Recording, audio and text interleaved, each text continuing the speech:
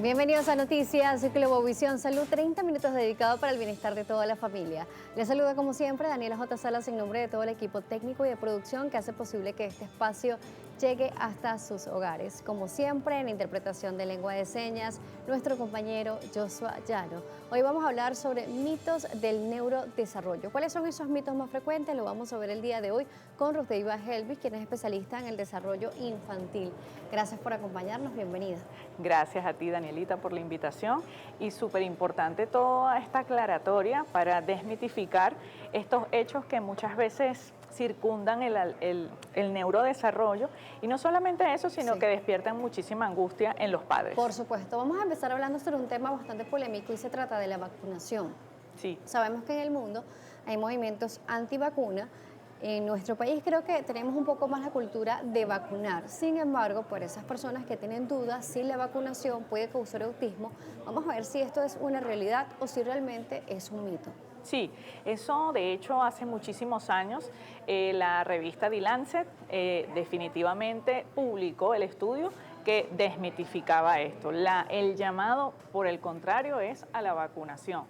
No tiene lo que ha sucedido y lo que nosotros percibimos es que los padres tienen esta visión de que los signos de alarma del niño, la falla del contacto visual, el no responder al llamado, el dejar de hacer o decir algunas cositas como en el hito del desarrollo, decir adiós, pedir la bendición, todo esto como que hay justamente se cumple en ese momento en que tocan algunas vacunas y entonces, claro, tienes el momento de los 15 meses cuando estos signos del trastorno del espectro autista son más visibles y casualmente, qué sé yo, unas 2 semanas antes lo vacunaste. Entonces, asocian muchísimo este periodo y la verdad es que la ciencia y múltiples estudios ya han indicado que esto no es así. Vamos a hablar también sobre el TDA, porque por acá nos están llegando preguntas sobre eso. Una música nos escribe y nos dice, uno de los mitos más frecuentes es que las personas con autismo no expresan emociones, ¿cierto o falso?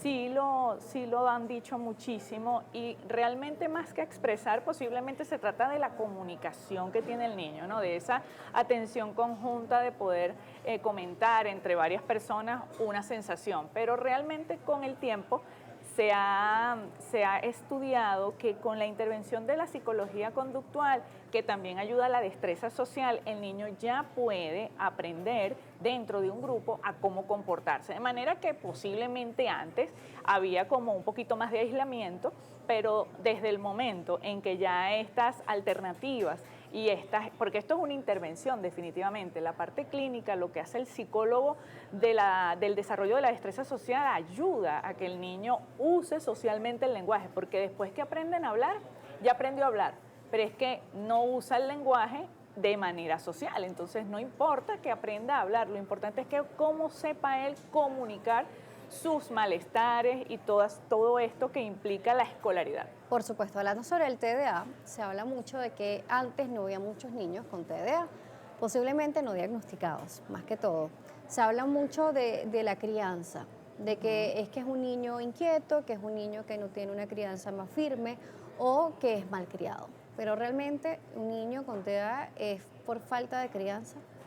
Exacto, el TDAH y el TDA del tipo inatento es al que tú haces referencia, que quizás es el niño más desapercibido en el salón, pues simplemente estamos hablando de que es una alteración neurológica. Aquí no hay nada intencional, es un niño que definitivamente pierde ese foco de la atención, le cuesta mucho pasar de una actividad a otra porque se desconcentra, porque su córtex prefrontal tiene otro tipo de actividad y simplemente puede tener conductas un poco disruptivas en algún momento porque la impulsividad también está presente y yo quiero hablar, yo, y eso se ve como que mal, pero no se trata de crianza, es una espontaneidad propia del diagnóstico. Hablando de los comportamientos típicos de los niños con TDAH, que son muy variados, dependiendo también si está acompañado de algo más, se habla sobre la inteligencia del niño. Entonces se habla sobre uno de los mitos mayores es sobre si son inteligentes o no. Entonces esto creo que es importante hablarlo porque una cosa es la comunicación, otra cosa es su inteligencia, ¿no? Correcto. La dificultad del niño con TDAH es mantener el foco atencional, pero no quiere decir que no puede aprender. ¿Por qué? Porque incluso mientras se mueve, capta más información. Quizás manipular la información que acaba de aprender y decírtela, que es la memoria de trabajo, es la que está un poco más comprometida. Pero se ha inclusive hecho estudios donde hay niños que tienen un coeficiente superior en cuanto a evaluaciones de la parte de la inteligencia por parte de los psicólogos y se ha notado que tienen grandísimas fortalezas. Así que no tiene que ver que tú no atiendas con que no seas inteligente. Por supuesto, además, los de ser inquietos depende también, así que no todos van a ser inquietos. Y antes de irnos a la pausa, hablemos sobre otro mito, que si los niños con TDAH todos van a ser agresivos. Tienden a ser agresivos siempre y cuando no le entiendas que tiene una necesidad de expresarte algo y su comportamiento impulsivo, que no tiene nada que ser, no tiene que relacionarse directamente a una agresividad de un golpe, sino a, permiso, pero yo voy a hablar primero. Eso quizás se ve disruptivo en un aula y reitero, una vez que el psicólogo de conducta ha intervenido, todas estas conductas pues se han mejorado en el aula. En que justamente nos dicen que si un niño inquieto es lo mismo que un niño hiperkinético. Lo que pasa es que depende de los factores y lo podemos conversar con la parte de la sensorialidad. Por supuesto, vamos a irnos a una pausa aquí en Noticias Globovisión Salud.